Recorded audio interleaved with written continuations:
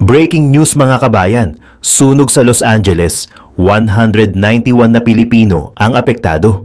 Bilang ng mga Pilipinong nasalanta, inaasahang tataas. Pangalawang breaking news, NATO naglunsad ng bagong misyon para protektahan ang mahahalagang cable sa ilalim ng dagat.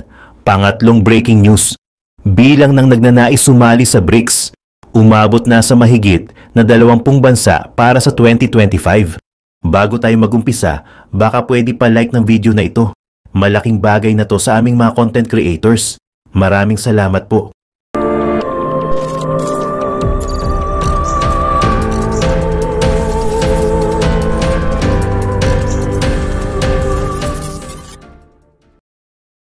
Ang bilang ng mga bansang nag-a-apply na sumali sa alyansa ng BRICS ay tumitindi ngayong 2025. Ang mga developing nations ay nahihikayat patungo sa bloc dahil nagbibigay ito ng mga alternative payment options para sa mga trade settlement maliban sa US dollar. Ang mga emerging economies ay maaaring magkaroon ng pagkakataon na gamitin ang kanilang mga local currencies para sa mga cross-border transactions at upang palakasin ang kanilang overall GDP. Bilang karagdagan, nilalayon nilang tapusin ang pagdepende sa US dollar upang mapalakas ang kanilang currency sa mga forex markets. Kinumpirma ng Russian presidential aide na si Yuri Ushakov na mahigit 20 bansa ang nag-apply para sumali sa BRICS noong 2025. Kinumpirma niya na may kabuuang 23 bansa ang nagsumite ng kanilang mga application para maging bahagi ng alyansa. Ipinahayag din niya na ang alyansa ay naghahanap ng mga bansa na may layunin na kagaya ng sa kanila at ang mga ito ay mapapabilang sa bloc sa dadating na summit.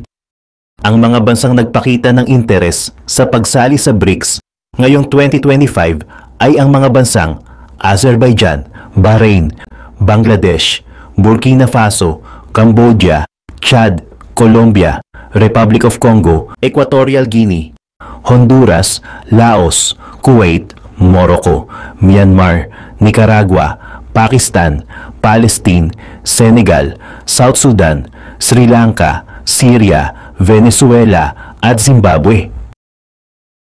Ang hakbang ay nagpapahiwatig na ang BRICS ay magdadala ng isang significant amount of weight sa pandaigdigang larangan ng ekonomiya ngayong taon. Ito ay lumitaw bilang isang serious challenger sa US dollar at nakikita din ito ng iba pang mga bansa sa de-dollarization agenda nito. Samantala, sa iba pang mga balita, ang NATO ay naglunsad ng bagong misyon na dagdagan ng surveillance sa mga barko sa Baltic Sea matapos masira o maputol ang mga critical undersea cables noong nakaraang taon. Sinabi ni NATO Chief Mark Rutte na ang misyon na tinawag na Baltic Sentry ay mag-i-involve ng mas maraming patrol aircraft, mga barkong pandigma at mga drone. Ang kanyang anunsyo ay ginawa sa isang summit sa Helsinki na dinaluhan ng lahat ng mga NATO countries na nag-perched sa Baltic Sea. Bagamat hindi direktang tinukoy ang Russia bilang salarin sa pagkasira ng cable, sinabi ni Rutte na palalakasin ng NATO ang pagsubaybay nito sa Shadow Fleet ng Moscow. Ang mga tensyon sa pagitan ng mga NATO countries at Russia ay patuloy na tumataas mula noong maganap ang pagsalakay ng Russia sa Ukraine noong Pebrero ng 2022. Sabi pa ni Rutte, mayroong rason para sa grave concern ng infrastructure damage. Idinagdag niya na ang NATO ay matatag na tutugon sa mga naturang aksidente, kung saan maraming magaganap na boarding sa mga suspect vessels at kung kinakailangan, sila ay magsasagawa ng seizure. Samantala, tumanggi naman siyang magbigay pa ng mga detalye tungkol sa bilang ng mga asset na magti-take part sa Baltic Sentry Initiative. Gawa ng sinabi niya na maaari itong magbago regularly at hindi niya gustong mas madaming malaman ang kalaban kaysa sa kanila. Ayon din kay Rutte, ang undersea infrastructure ay mahalaga hindi lamang para sa supply ng kuryente, ngunit dahil na din sa higit sa 95% ng internet traffic ay secured sa pamamagitan ng undersea cables. Dagdag pa rito ang 1.3 million kilometers ng mga cable na nagagarantya sa estimated $10 trillion worth of financial transactions araw-araw. Sa iba pang mga balita, ayon sa Philippine Consulate General sa Los Angeles, umabot na sa 191 ang bilang ng mga Pilipinong naapektuhan ng napakalaking wildfire sa Los Angeles na inaasahang tataas pa sa mga susunod na araw habang nagpapatuloy ang sunog. Sa isang panayam sa mga reporters nitong Martes, sinabi ng Philippine Consulate General kay L.A. Adelio Angelito Cruz na mahigpit na binabantayan ang sitwasyon ng mahigit 400,000 Filipino sa Los Angeles County, hindi bababa sa 25% ng mga ito ay naninirahan sa mga lugar na pinakaapektado. Ayon sa kanya, ang mga apektado sa ngayon ay may kabuuang bilang na 191 at inaasahan naming tataas pa ang bilang sa mga susunod na araw.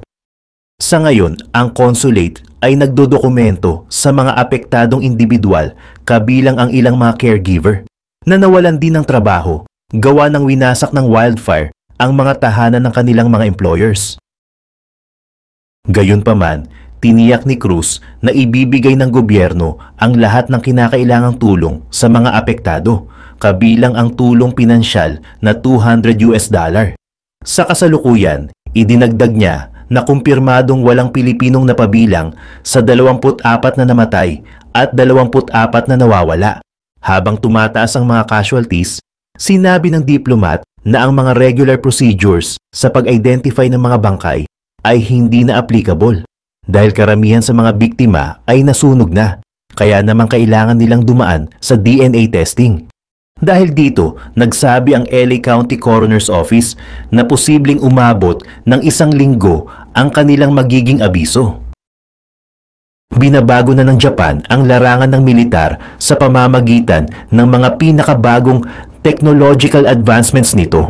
Ibinibida ng mga bago at never-before-seen weapons ng bansa ang pagpapalakas pa ng Tokyo sa kakayahang militar nito, maging ang pagtutok sa pagpapalakas ng kaniyang posisyon sa rehiyon. Maaaring hindi ito maituturing na malaking balita sa ibang bansa, ngunit para sa Japan, ito ay massive news. Bakit kaya? Ang sagot sa tanong na ito ay hindi kinakailangang may kinalaman sa talino at pagkamalikhain sa likod ng mga bagong sandata. Tutal, matagal nang kilala ang Japan pagdating sa innovation, lalo na sa teknolohiya. Marami nang naibahaging kapansin-pansing tagumpay ang bansa sa mundo. Ang kaibahan sa katangian ng mga bagong sandatang ito ay may kinalaman sa mismong pinagmulan ng mga ito. Matapos ang pagkawasak na dulot ng World War II, halos tuluyan ng naging tagapagtaguyod ng kapayapaan ng Japan.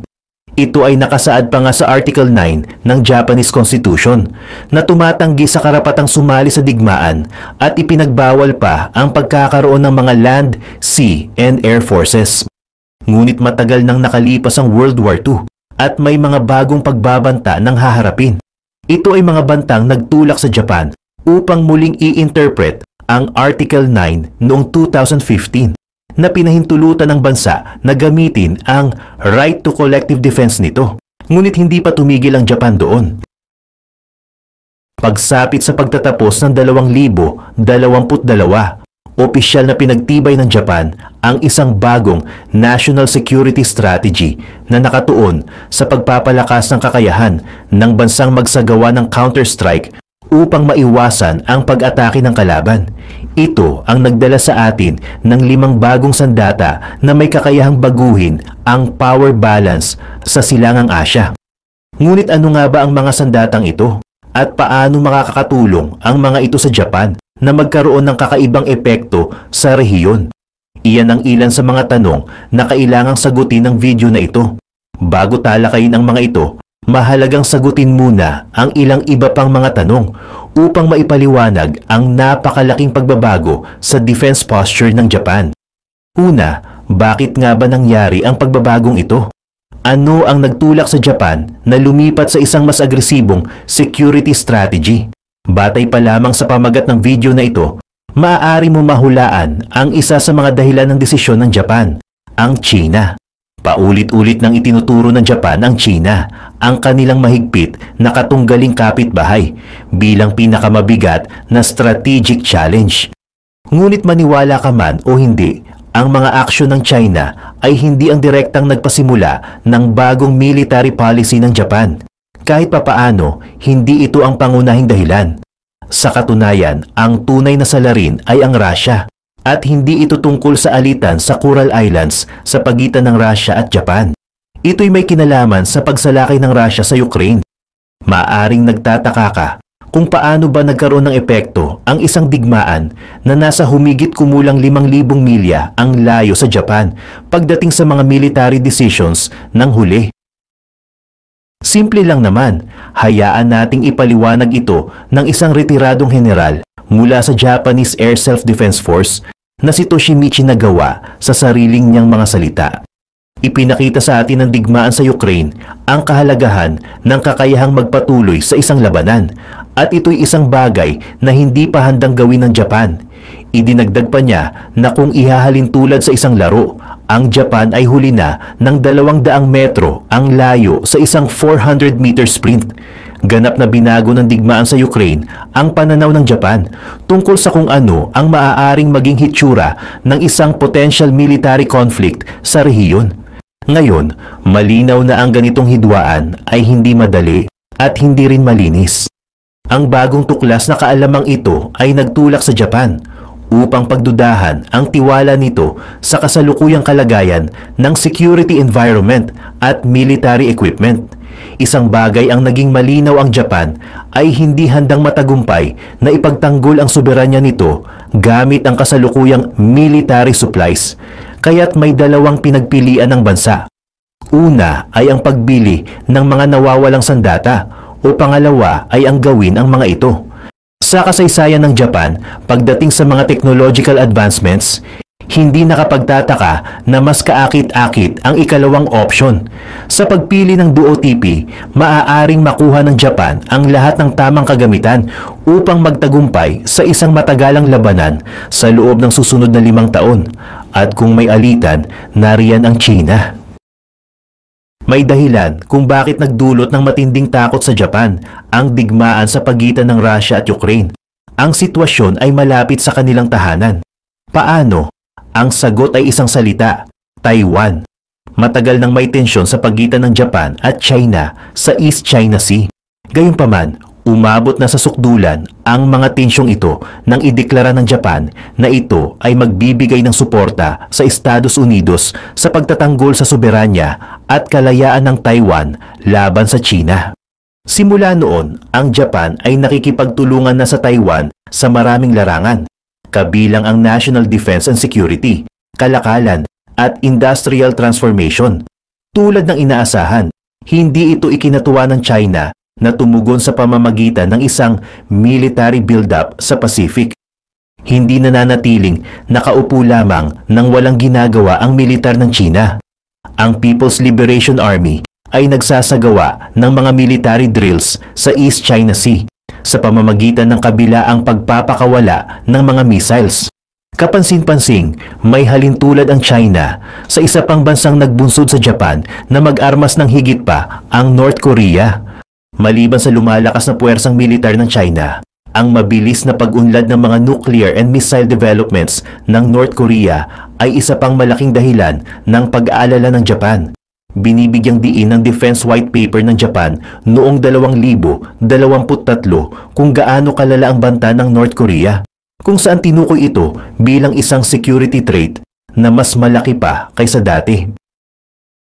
Ayon sa dokumento, naniniwala ang Japan na kayang atakihin ng North Korea ang bansa gamit ang mga nuclear weapons nito na nakakabit sa mga ballistic missiles. Hindi naging mahirap para sa dokumento na umabot sa ganitong konklusyon. Pagkatapos ng lahat, patuloy ang pagpapakawala ng mga ballistic missiles ng North Korea papuntang dagat sa silangang bahagi ng bansa na nagkataong nakatutok sa direksyon ng Japan.